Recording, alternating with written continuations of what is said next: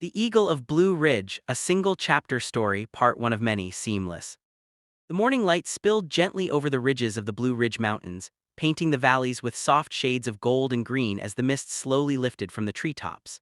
The forests whispered in the breeze, a mixture of pine and oak and hickory stretching endlessly across the hills, and the sound of the nearby river rushing over smooth stones filled the valley with a calming, timeless song. In a small town nestled against this wilderness, life moved slowly, predictably like the river itself, steady, quiet, and deeply connected to the land. This was where Ethan lived, a boy of 12 with sun-browned cheeks, restless curiosity, and eyes that always seemed to be searching the skies. For Ethan, the mountains were more than just a home, they were a kingdom of wonders. He knew the trails and the streams, the hidden clearings where deer grazed in the morning mist, the hollow trees where fox kits played, and the high cliffs where hawks circled on thermals. But of all the creatures that filled his world, one held his fascination above all others: the bald eagle that soared above the valley, her feathers catching the light like a silver flame. The townsfolk called her Silverwing, for her wings gleamed pale against the sun, and she had become something of a legend in the valley. Old farmers said she had nested on the cliffs for nearly a decade, returning each spring to raise her young. Children pointed at her in awe when she passed overhead, and Ethan, more than anyone else, dreamed of her.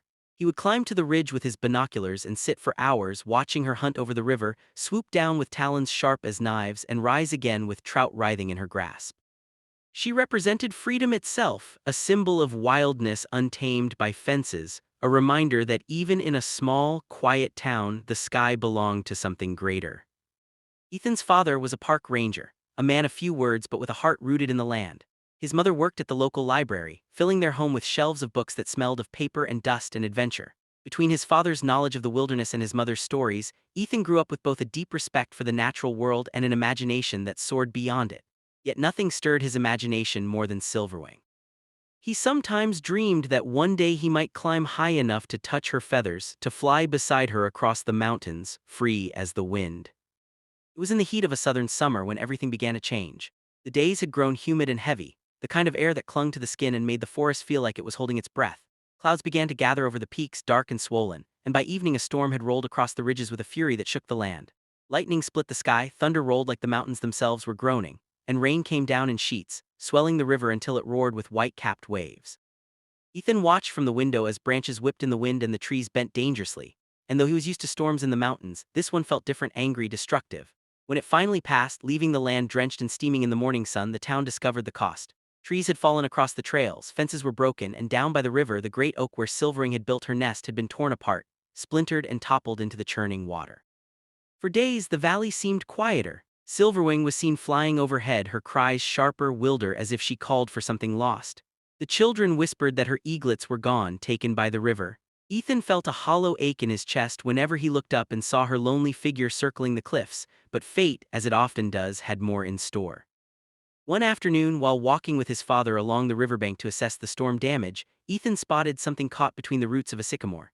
At first it looked like nothing more than a wet bundle of feathers, half submerged in the mud, but as he drew closer his heart leapt. It was an eaglet, tiny, fragile, shivering with exhaustion, its eyes barely open. Against all odds, one of Silverwing's young had survived the storm. Ethan dropped to his knees, hands trembling as he reached for it, and felt its frail heartbeat flutter against his palms like a trapped moth. "Dad," he whispered, his voice thick with urgency, "it's alive." His father crouched beside him, frowning. "Careful, son, that's a wild bird, it belongs to the sky, not to us." "But if we leave it, it'll die," Ethan pleaded, cradling the eaglet close. "We can help it, just until it's strong enough." His father hesitated, torn between his duty as a ranger and the love he had for his son. Finally, he sighed. "All right, but only until it's ready. We don't keep what belongs to the wild."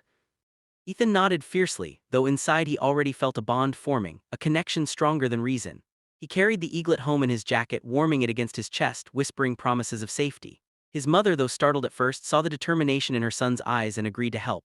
They made a small nest from straw and cloth in a wooden crate, feeding the eaglet carefully with scraps of fish under his father's guidance. Slowly, the tiny creature gained strength, its feathers fluffing out, its cries growing louder, its eyes brighter. Ethan named it Freedom. Days turned into weeks, and the boy and the bird grew inseparable. Freedom followed Ethan's every movement with a gaze that seemed almost human, tilting his head curiously whenever Ethan spoke to him.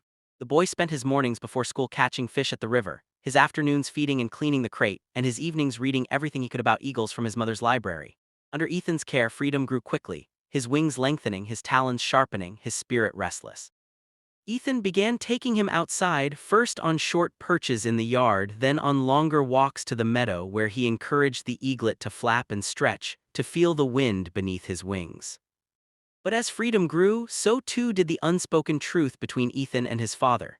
Each time the eagle's wings spread wider, each time he lifted a little higher from the ground, the reality drew closer. Freedom was not meant to stay. He was not a pet, not a companion to keep forever, but a creature of the wild, destined for the endless sky. Ethan tried not to think about it, but the thought gnawed at him, especially when he saw Silverwing still circling alone above the cliffs, as if searching for her lost young. Still, for the moment, boy and bird lived in a harmony that felt timeless. Ethan would race through the fields with Freedom hopping and flapping beside him, both of them laughing in their own way, boy and eagle in a dance of shared youth. At night, Ethan would lie in bed, the window open to the mountain breeze, listening to the faint rustle of feathers in the crate beside him, and feel a peace he had never known. It was as if, in saving the eagle, he had also found a missing part of himself.